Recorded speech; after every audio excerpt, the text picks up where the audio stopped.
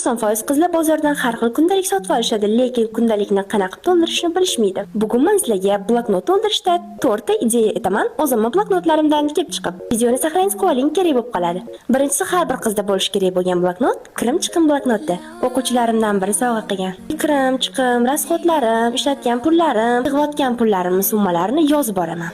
Ichi prям matematika bo'lib yotibdi. Keyingisi bu, конечно, planlarimizni yozadigan bloknot. Planlaringizni, maqsadlaringizni, xohlasangiz kunlik rejalaringizni yozib borsangiz bo'ladi. Eng yaqin o'rtoqlarimdan biri tug'ilgan kunimga sovg'a qilgan. Keyingisi juda ham muhim bo'lgan kundalik, ya'ni o'zingiz haqingizda orttirishingiz kerak bo'lgan yangi odatlar, tashlashingiz kerak bo'lgan yomon odatlaringiz, nimalarni yaxshi ko'rasiz, nimalarni yomon ko'rasiz, nimalardan qo'rqasiz, nimalardan qo'rqmaysiz. Va bizda 4-kundalik bu shukur yozish kundaligi. Shukur qilish qanchalik muhim bo'lgani kabi, shukur yozish ham shunchalik muhim. Va bu bloknotni siz kayfiyatingiz yo'q payt ochib varaqlaganingizda sizda shuncha shukur qilish uchun narslaringiz borligini ko'rib, yana shukur qilasiz. Video yoqqan bo'lsa like bosib, menga obuna bo'lib qo'ying.